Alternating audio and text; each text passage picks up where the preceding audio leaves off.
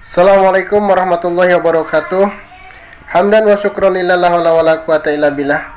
Sahabat sejati yang Allah muliakan, setiap kita tentu pernah merasakan takut. Kita pernah takut tidak naik kelas.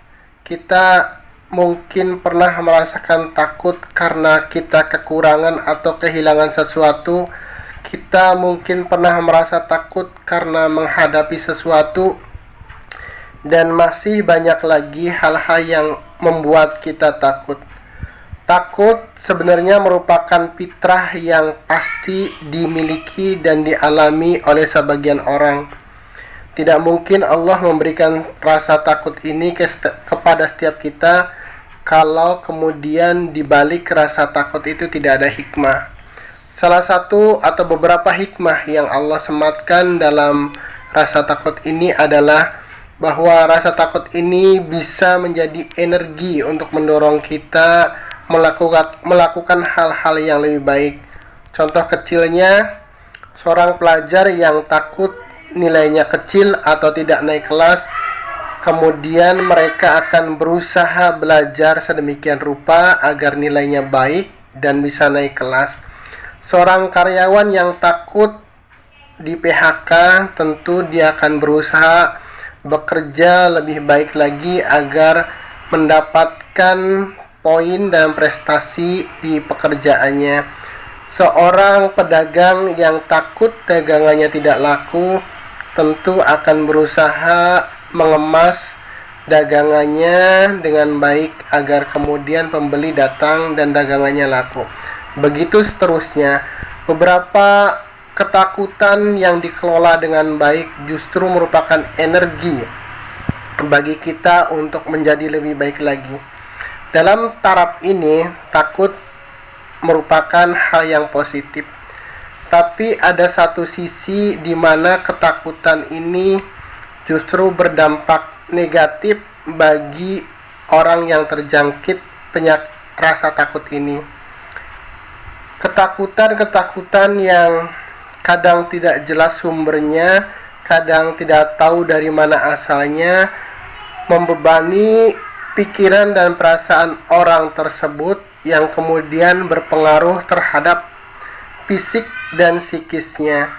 Secara fisik, ketakutan yang berlebihan bisa menurunkan imun tubuh kita yang pada stadium lanjut. Rasa takut yang berlebih ini akan membuat fisik kita drop, sakit, dan bahkan terjangkit penyakit yang diakibatkan oleh rasa takut yang berlebih. Secara psikis juga, rasa takut yang tidak dikelola dengan baik dapat menimbulkan tekanan batin, tekanan mental, dan tekanan psikis yang membuat orang yang terjangkitnya mengalami berbagai kondisi yang tidak menguntungkan.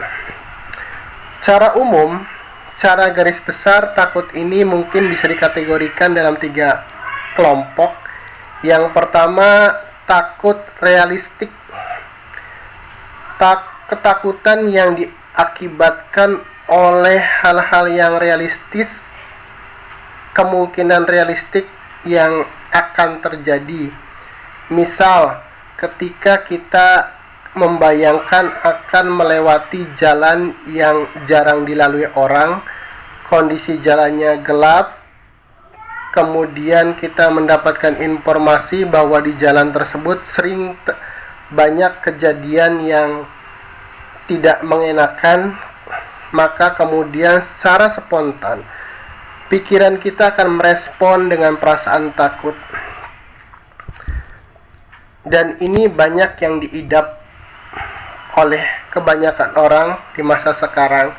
Ketakutan-ketakutan realistik ini sering mengakibatkan kita kemudian jadi takut, jadi fobia yang berlebihan. Kita takut besok seperti apa, kita takut besok bagaimana, kita takut anak kita nanti sekolahnya bagaimana, kita takut besok makan apa, kita takut dan takut terus berkepanjangan. Yang kemudian ketakutan realistik ini sebenarnya 80% dari ketakutan-ketakutan realistik ini tidak terjadi. Hanya kadang otak kita, pikiran kita sudah terprogram sedemikian rupa sehingga kemudian ketakutan-ketakutan ini mendominasi pikiran kita daripada ketenangan, menjauhkan kita dari ketenangan. Kemudian takut yang kedua dikategorikan dalam ketakutan neuristik, ketakutan instinktif.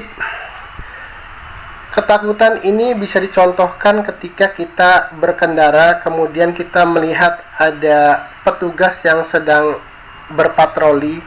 Secara spontan kita akan merespon dengan rasa takut. Kita tiba-tiba meraba kantong kita apakah dompet kita ada, kemudian kita berpikir apakah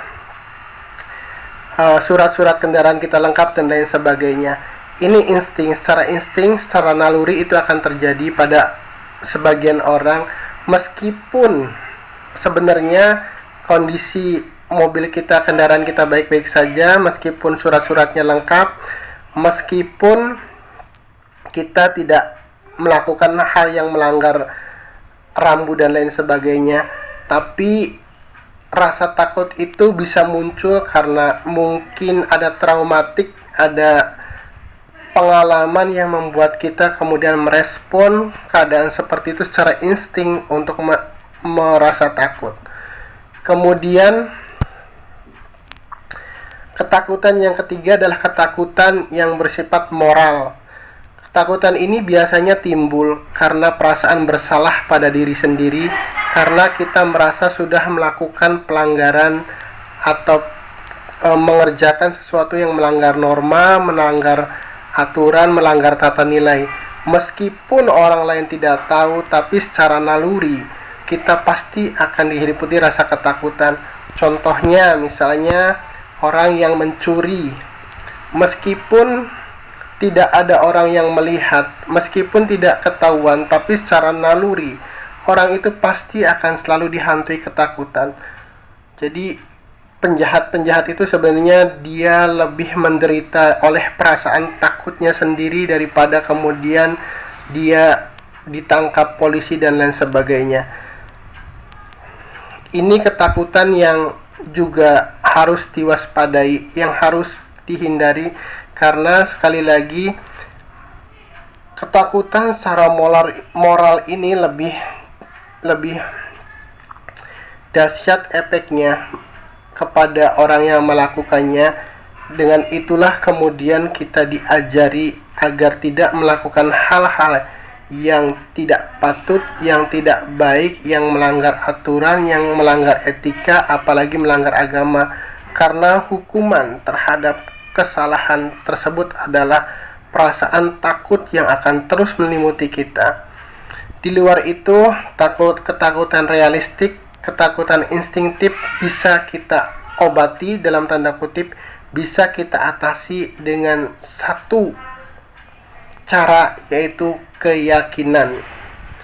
Tidak ada obat apapun yang bisa mengobati rasa takut ini selain keyakinan. Tidak ada obat penenang yang lebih hebat daripada rasa yakin. Tidak ada psikiater yang handal kecuali keyakinan yang timbul dalam diri kita sendiri. Tidak ada kemudian literatur atau metode atau hal apapun yang bisa menyembuhkan rasa takut kita kecuali dengan yakin.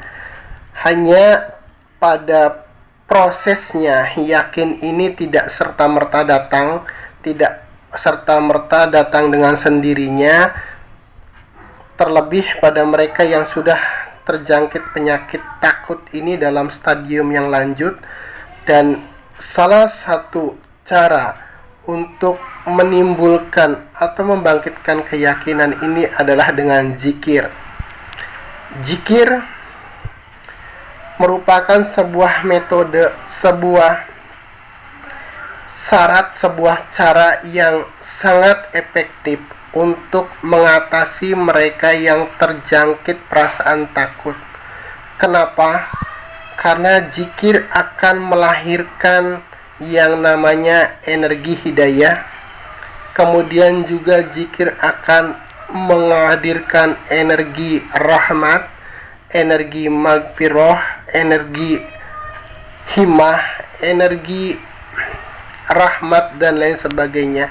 Dengan berbagai energi positif inilah kemudian hati kita, keyakinan kita akan terbentuk bahwa apapun yang terjadi pada kita, apapun yang akan terjadi pada kita, apapun yang telah terjadi dengan kita, semuanya dari Allah, dan kepada Allah lah kemudian kita meminta pertolongan dan bergantung. Itulah makna, salah satu makna innalillahi wa inna ilaihi raji'un. Ketika kita kemudian dihadapkan pada perasaan takut, maka kembalikan rasa takut itu kepada Allah serta memohon pertolongan dan perlindungannya agar kita diselamatkan dan dibebaskan dari rasa takut itu.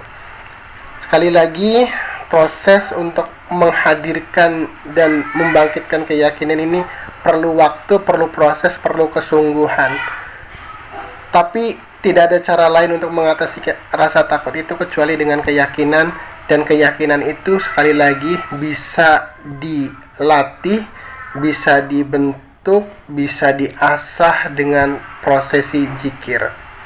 Karenanya cari guru, cari pembimbing, cari mursid yang bisa mengarahkan kita, menuntun kita untuk belajar zikir dengan benar, karena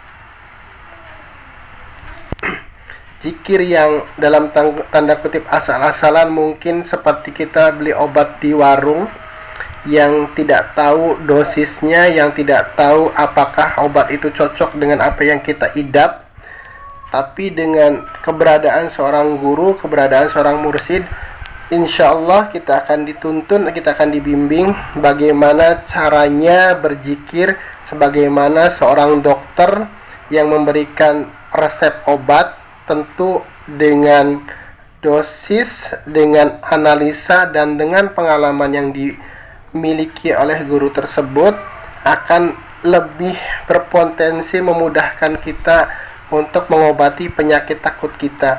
Bagaimana cara zikirnya, bagaimana prosesinya, bagaimana kemudian hal-hal yang harus dilakukan dalam hal berzikir, sehingga kemudian zikir yang kita lakukan akan berimpak positif kepada kita, terlebih bagi para pengidap rasa takut yang berlebih seperti fobia, sulit tidur dan lain sebagainya.